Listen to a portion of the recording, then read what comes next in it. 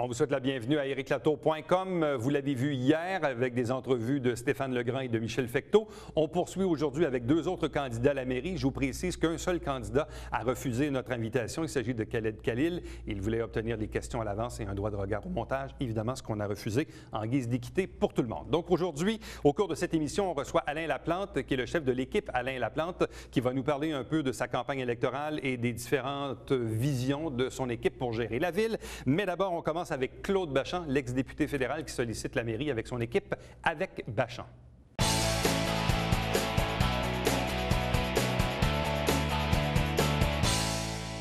Dernier tour de piste pour nos candidats à la mairie de Saint-Jean-sur-Richelieu. Avec nous, Claude Bachand. Bonsoir et bienvenue. Bonsoir, M. Latour. On va y aller quand même de quelques questions. Puis, évidemment, comme on est en fin de campagne électorale, je ne veux pas m'embarquer, moi, dans les trucs, là, un attaque l'autre, et ci, ça. Là, les gens, ce qu'ils me disent, c'est il y a beaucoup de candidats, peut-être qu'il y a trop de candidats. Les gens sont un peu perdus et veulent savoir à quoi s'en tenir. Donc, je vais vous poser des questions un peu plus en rafale qu'on le fait peut-être normalement. Je veux qu'on commence d'abord par l'aspect budgétaire, l'aspect des taxes, parce que les gens vont vous dire ça nous coûte cher de taxes, on en veut pour notre argent. Dans votre cas, à vous, est-ce qu'on parle d'un gel de taxes ou d'une augmentation de taxes limitée au taux d'inflation? Non, nous, on a toujours parlé du gel de taxes et on pense qu'en grande partie, ça sera financé par les sommes d'argent qu'on va récupérer justement des infrastructures où le président de l'UPAC est venu dire qu'on payait 25 à 30 plus cher nos infrastructures. Et on pense aussi qu'on va probablement faire tous les postes budgétaires puis voir vraiment les choses qu'on a à couper. On parle de beaucoup de gens surnuméraires, on parle beaucoup de gens contractuels. Alors nous, définitivement, qu'un des premiers exercices, ça va de passer tous les postes budgétaires en revue et voir si on peut les ramener à un niveau plus acceptable. Est-ce qu'on parle d'un gel de taxes pour les 4 années du mandat? Bien sûr. Donc, ça suppose que dans l'an 2, l'an 3 et l'an 4, avec les coûts de système, les augmentations, hein, le coût de la vie, l'électricité, l'essence, il va y avoir des compressions qui vont s'exercer, là. Même si on récupère des sous de la collusion qui s'est produite dans les dernières années au Québec, il va y avoir une compression. Oui, mais il y a aussi le second aspect que je viens de vous expliquer, là, c'est qu'on parle qu'il y a des abus du côté des contractuels. On veut voir si vraiment on a besoin de 14 personnes au service, par exemple, des ressources humaines. Alors donc, on a des coupures probablement à faire, mais on ne connaît pas l'extension jusqu'à maintenant, là. Donc, gel de taxes pour 4 ans. Oui. Bon. Gestion de la dette. On fait quoi avec ça? Est-ce que la dette est sous contrôle? Est-ce qu'on doit mettre de l'argent sur la dette ou la contrôler comme elle est en ce moment? Bien, écoutez, moi, je pense qu'il faut minimalement la contrôler, mais surtout, il faut faire en sorte que ce ne soit pas les générations futures qui aillent à payer pour ce que nous, on a dépensé. Mais si vous avez de l'argent en trop, qu'est-ce que vous faites avec? Est-ce que vous le mettez sur la dette ou vous le mettez ailleurs? Bien, moi, j'irais sur la dette, en partie, mais vous savez qu'on peut aussi décider d'en mettre une partie sur la dette, puis une partie en amélioration de services. Alors ça, le temps le dira. Mais ce qui m'importe pour l'instant, c'est d'aller voir à l'Hôtel de Ville, voir l'état des livres. Et je compte faire ça avant l'élection. Bon. Est-ce que la Ville doit augmenter ses revenus? Et si oui, est-ce que ça passe par le développement domiciliaire? Je pense que le développement domiciliaire est rendu à la limite actuellement. Je pense que ça nous prend, là, ce sont des entreprises. Et d'ailleurs, c'est la sortie qu'on a faite cette semaine, la sortie de presse, c'est d'attirer les industries ici. Et on va faire carrément du maraudage avec Montréal, parce que je pense qu'il y a beaucoup d'employeurs, puis ça, je vous ai déjà fait mention de ça, qui sont tannés, qui en ont marre de Montréal, et ils pourraient se rapprocher de leur marché nord-américain ici. Alors donc, c'est important, je pense, qu'on puisse attirer ces compagnies-là. Et ça, on fait ça comment? Ce développement-là, ce lobby-là, on le fait comment? Bien, écoutez, moi, j'ai été vice-président du caucus aérospatial. On a vu que la ministre est venue annoncer des sommes. Alors, j'ai bien l'intention de mettre à contribution toutes les connaissances que j'ai dans ce domaine-là. Je connais les Bombardier, les CAE, les Héroux DevTech, les Pratt & Whitney. Il est question de voir qu'est-ce qu'on peut faire avec eux. Puis il y a toute l'électrification aussi des véhicules que le gouvernement veut amener. Alors, je pense qu'on devrait se mettre en position pour accueillir ces gens-là. Bon, un autre aspect économique hyper important, c'est la gestion des fonds de pension des employés. Ça va amener des relations de travail qui vont peut-être être tendues. Je sais qu'au Saguenay, on a réussi quand même, semble-t-il, à s'entendre. Vous avez un passé syndicaliste, vous avez même plusieurs membres de votre équipe qui le sont.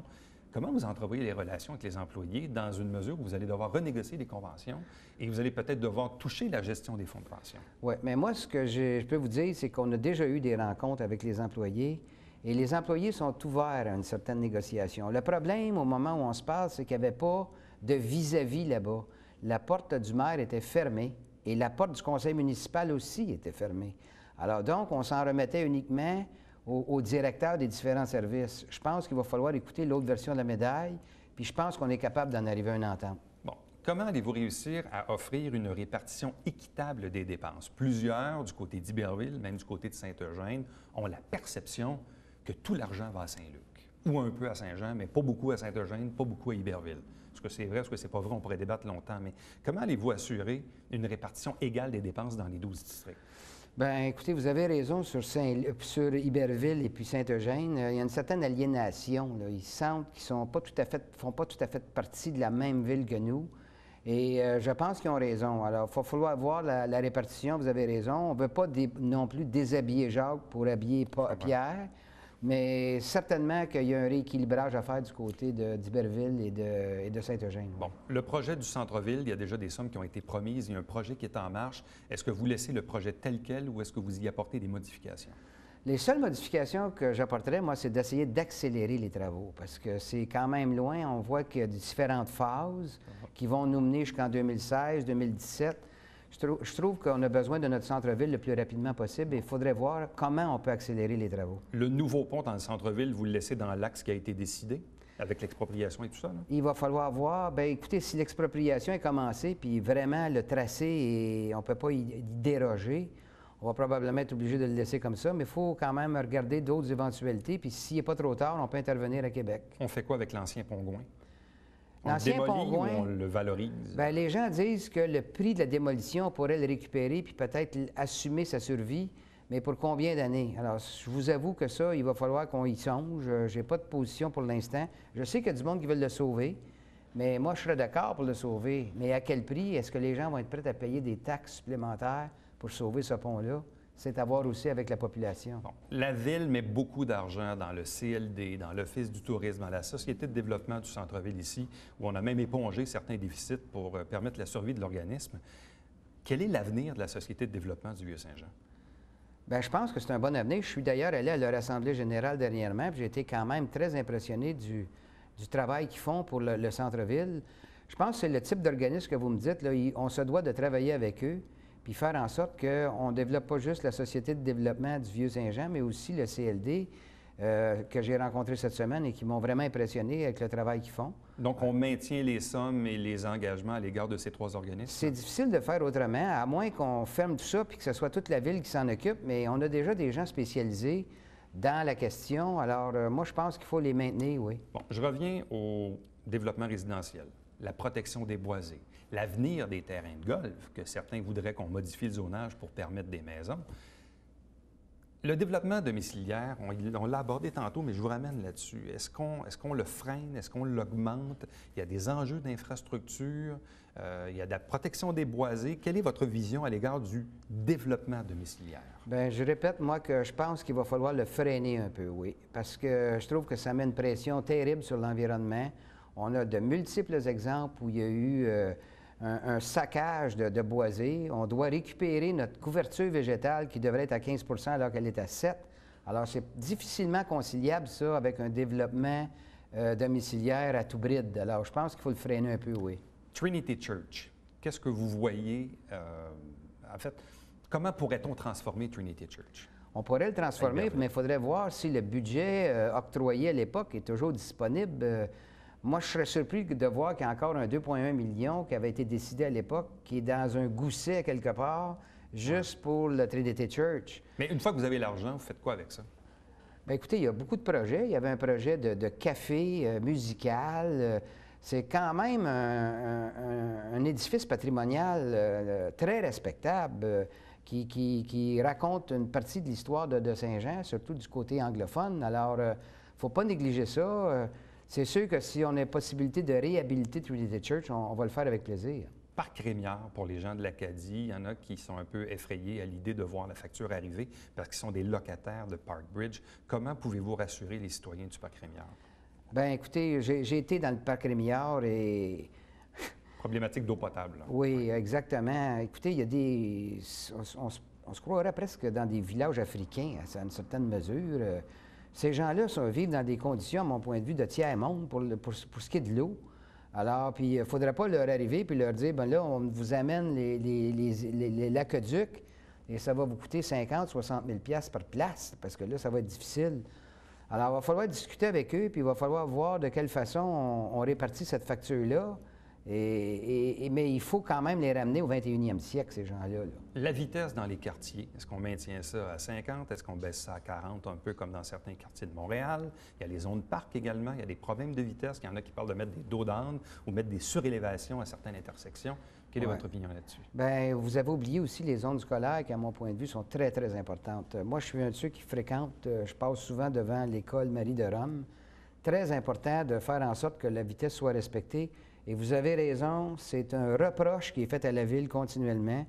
Alors, il va falloir s'entretenir avec le milieu policier, nos policiers. Et il faudra envisager, à certaines mesures, des moyens plus drastiques, comme des dos d'âne, s'il faut, oui. Bon. Comment voyez-vous l'avenir du transport collectif? Est-ce qu'on parle d'un train de banlieue? Est-ce qu'on parle d'un SLR sur le futur pont Champlain? Entre-temps, la 96 est bondée matin et soir. Ouais. C'est un enjeu pour les gens qui travaillent à Montréal. Là. Oui. Mais le SLR, il y a un impondérable. C'est qu'il est relié un peu avec le pont Champlain. Puis ça c'est pas pour demain matin, le pont Champlain. Alors, la seule issue possible pour nous actuellement, c'est le train de banlieue. Je pense qu'il faut le regarder. Comment ça va coûter pour nos frais d'adhésion à l'AMT. On n'est pas obligé de faire partie de la grande métropolitaine, du conseil métropolitain.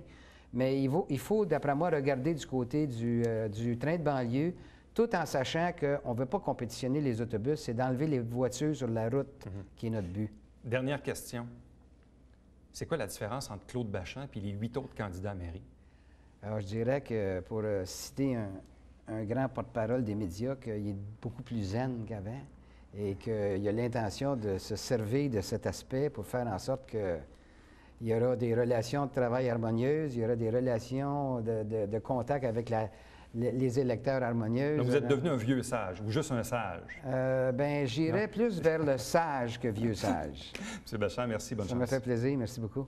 Restez avec nous puisqu'au retour, on reçoit Alain Laplante.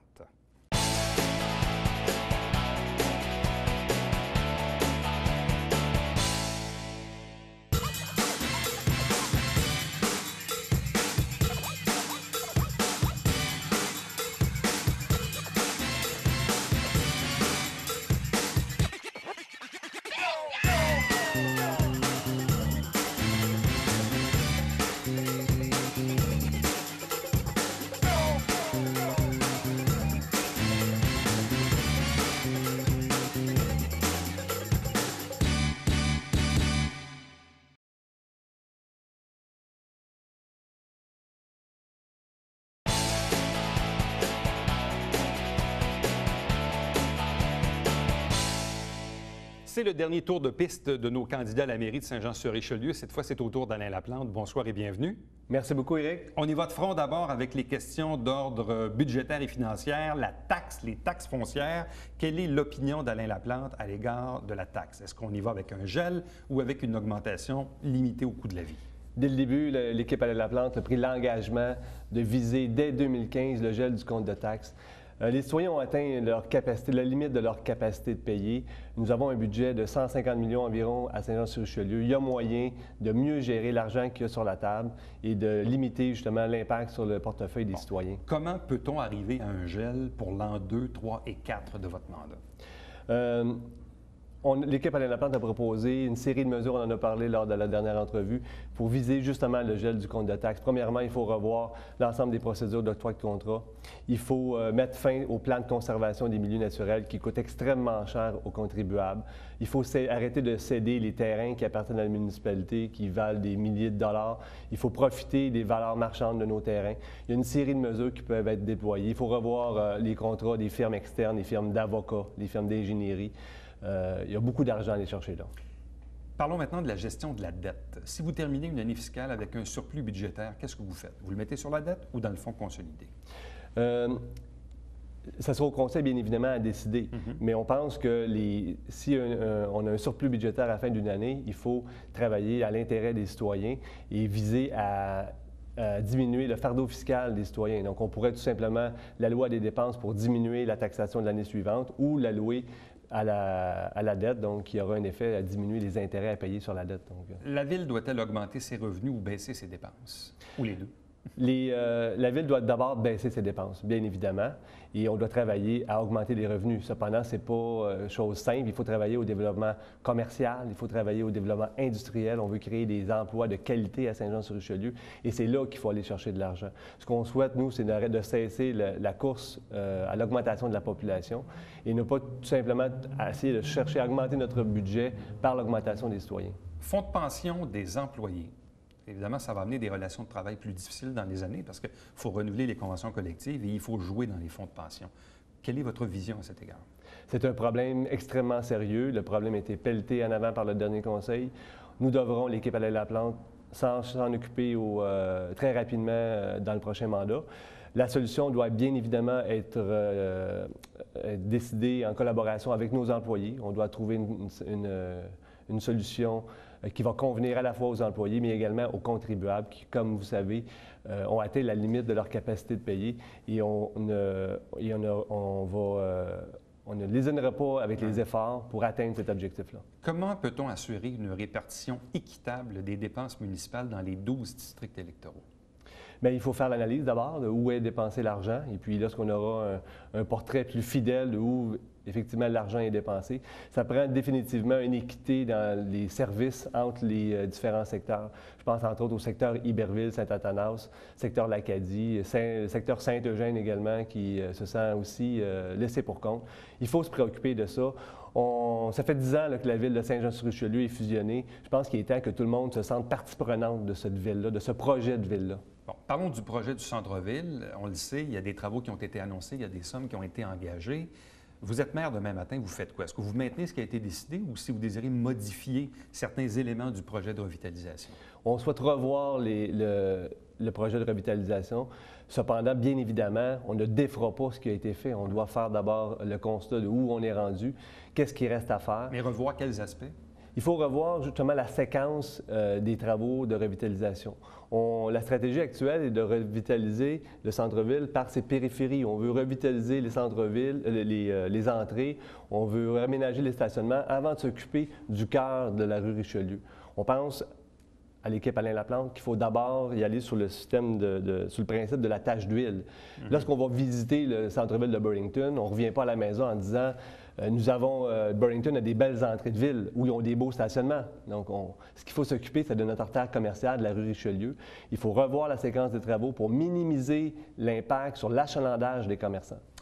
Le futur pont Gouin, est-ce qu'on le laisse dans l'axe qui a été un peu déterminé par le MTQ, c'est-à-dire à côté de l'actuel pont, compte tenu d'ailleurs que l'expropriation est en cours, ou est-ce que vous préférez un autre axe? Nous n'avons pas présentement les données pour prendre une décision éclairée sur la question. Premièrement, au lendemain de l'élection, on devra demander, nous demanderons au MTQ, le ministère des Transports du Québec, à venir nous faire une présentation sur l'état réel du pont Gouin. On nous dit que le pont est dangereux ou est à la fin de sa vie utile. J'aimerais avoir les rapports. J'aimerais savoir c'est quoi les coûts associés à la démolition du pont. Nous avons tout notre réseau d'infrastructures, nos égouts, l'aqueduc, l'égout accrochés à la structure du pont, la fibre optique, donc... si on déplace le pont, il faut déplacer tout ça. Combien ça va coûter? Si on conserve le pont, c'est quoi les coûts associés? Et si on décide de conserver le pont, bien évidemment, le deuxième pont ne sera pas dans la même axe. Il y a des options qui s'éliminent si on décide de conserver le pont. Donc, il faut d'abord revoir les données. Je veux ouvrir le dossier, ouvrir les chiffres sur la table, permettre à tout le monde de commenter, de discuter, de questionner. Et collectivement, nous déciderons qu'est-ce qu'on veut faire avec le pont, c'est trop important. Puis collectivement, nous déciderons combien d'argent on veut mettre sur ce projet-là. Parlons maintenant des organismes paramunicipaux, l'Office du tourisme, la Société de développement du Vieux-Saint-Jean, le Conseil économique. Est-ce que vous maintenez le mandat et le financement de ces trois organisations? Tout à fait. On a besoin d'eux. Ce sont des organismes paramunicipaux qui collaborent au développement de la ville de Saint-Jean et même que je souhaite leur donner plus de marge de manœuvre, plus de latitude. Actuellement, il y a comme un contrôle de la ville de Saint-Jean sur ces organismes. organismes-là. Et les organismes ne peuvent pas critiquer, ne peuvent pas trop mettre de pression sur la ville de Saint-Jean. Je l'ai vécu lorsque j'étais directeur général de rue principale. Ce climat-là de contrôle doit être aboli. Bon, comment peut-on protéger les boisés, si je me réfère au début de l'entrevue, alors que vous dites qu'il faut mettre un terme au plan de conservation? Si on met un terme au plan de conservation, comment on peut protéger les boisés? Ce que je veux mettre au terme, c'est le plan de conservation de l'équipe Dolbec. Ce plan-là est mauvais. Le plan de l'équipe Dolbec vient confronter la capacité de payer des électeurs avec la protection des milieux naturels. Et à ce jeu-là, les électeurs ne gagneront jamais les environnementalistes ne gagneront jamais. Donc, ce que nous, on propose, c'est d'abord de retirer de tous les projets de développement tous les secteurs boisés, tous les milieux naturels. Donc, qu'est-ce que ça aura comme effet? Ça aura comme effet de diminuer la valeur marchande de ces terrains-là, parce qu'on ne souhaite pas les développer, on souhaite les conserver. Dans un deuxième temps, la municipalité doit chercher à acquérir des terrains pour les ajouter dans un plan de conservation. Donc, la municipalité devra rester à l'affût d'opportunités pour acquérir des terrains dans l'intérêt, bien évidemment, des contribuables. Bon, parlons de l'avenir des terrains de golf. Bon, je ne pense pas que c'est demain matin qu'on va fermer Saint-Jean, mais disons que dans un avenir, je ne sais pas, ça ne fonctionne plus. Puis là, bon, il y a un projet de mettre des maisons là-dessus. Même chose du côté des légendes. Il y avait un projet de couper peut-être 4 des 18 trous. Il y a le golf de la mairie, là où il n'y a plus vraiment d'activité de golf. Comment peut-on voir l'avenir du zonage de ces 3 terrains de golf? L'équipe Alain Laplante a pris l'engagement clair de protéger le zonage de tous les terrains de golf de Saint-Jean-sur-Richelieu. On lance un message clair aux promoteurs d'arrêter de faire de la spéculation dans les golfs et aussi dans les boisés. On ne développera pas ces terrains-là. Les terrains sont zonés golf, ils resteront zonés golf. Trinity Church, on fait quoi avec ça? C'est un bâtiment qui appartient à la municipalité. C'est un bâtiment historique, ça fait partie d'un ensemble patrimonial extraordinaire avec le manoir Christie. C'est déplorable la situation de la Trinity Church. Il y a des subventions qu'on nous dit qui traînent, il n'y a absolument rien, il n'y a aucune volonté politique. L'équipe Alain Laplante, je ne peux pas vous dire exactement qu'est-ce qu'on fera avec ce bâtiment-là, mais ce que je vous dis, c'est qu'il faut absolument faire quelque chose. Le parc Rémière à l'Acadie, comment peut-on donner l'assurance aux locataires de Park Bridge que cette compagnie-là ne se servira pas de ses locataires, dans le fond, pour refiler une facture qui n'aura pas de bon sens? Actuellement, c'est justement la relation de confiance qu'il faut réétablir avec les citoyens du parc Rémiard. La municipalité négocie des ententes cachées avec le promoteur. Le promoteur, il va de stratagème, se retire du règlement d'emprunt pour retirer le pouvoir de consultation puis le pouvoir de s'exprimer des citoyens. Bon, c'est ça qu'il faut revoir. Donc, première chose, on doit rouvrir l'entente que la municipalité est en train de négocier là, en cachette avec le promoteur. On va la mettre sur la table et on va la présenter aux électeurs, aux citoyens du parc Rémiard. Bien évidemment, ça n'a pas de bon sens la situation des citoyens dans ce coin-là. Là. Il faut leur amener de l'eau. Il faut que la municipalité soit là pour appuyer les citoyens. Bon, problématique d'excès de vitesse dans les quartiers, ça semble assez répandu. Qu'est-ce qu'on fait avec ça? Est-ce qu'on réduit les limites? Est-ce qu'on met des dos d'âne? Est-ce qu'on met des intersections surélevées? Bref, quelles sont vos solutions là-dessus? Je pense que toutes les solutions que vous avez proposées sont bonnes. Il faut voir justement où, selon les lieux, selon les rues, selon les secteurs, quelle solution qui doit être proposée. L'équipe Alain Laplante souhaite rapidement développer un plan de réduction de vitesse dans l'ensemble des quartiers de la municipalité, dans les secteurs résidentiels, dans les zones scolaires. On souhaite pas nécessairement combattre la vitesse par la répression en augmentant plus de policiers, par en donnant plus de tickets. Souvent, les solutions sont plus de l'ordre de l'aménagement des rues. Bon, plusieurs citoyens font la navette Saint-Jean-Montréal via la 96. Certains parlent d'un train de banlieue, d'autres du futur SLR sur le pont Champlain, là, dans 10 ans peut-être. On fait quoi avec la problématique du transport en commun? Parce que c'est quand même très utilisé là, par les citoyens. Vous parlez de la transport en commun vers Montréal? Oui, tout à fait. Oui. Je pense que la solution, on a un goulot d'étranglement au niveau du pont Champlain, bien évidemment. On a aussi un problème au mille de la Gauchetière à l'arrivée, au quai de débarquement. Bien évidemment, la solution, je pense, va passer par le nouveau pont Champlain. C'est là que la solution à long terme va être trouvée. C'est bien évidemment des projets qui vont coûter des millions, si ce n'est pas des milliards de dollars. Donc, on va devoir travailler en collaboration avec nos partenaires de la Rive-Sud, nos partenaires de Montréal, les partenaires du gouvernement du Québec. L'équipe Alain Laplante, au niveau du transport en commun, ce que nous, on privilégie, c'est le développement du transport urbain dans les circuits dans la municipalité. Notre souhait, c'est d'arrêter de développer Saint-Jean en construisant des maisons et à envoyer les gens travailler à Montréal. Ce qu'on souhaite, c'est de travailler, créer des jobs de qualité ici à Saint-Jean pour que les gens viennent travailler à Saint-Jean-sur-Richelieu. Dernière question. Quelle est la différence entre Alain Laplante et les 8 autres candidats à la mairie? Je vous dirais que la principale différence entre moi et les autres candidats, c'est la qualité de mon équipe. J'ai rassemblé une équipe de 6 femmes, 6 hommes, des candidats de qualité, des gens qui vont avoir le courage de se tenir debout pour affronter les défis que nous avons devant nous. Et c'est vraiment ce qui différencie l'équipe Alain Laplante et moi et des autres candidats à la mairie. M. Laplante, merci beaucoup. Bonne merci chance. à vous. Restez avec nous. Au retour, le Babillard quotidien.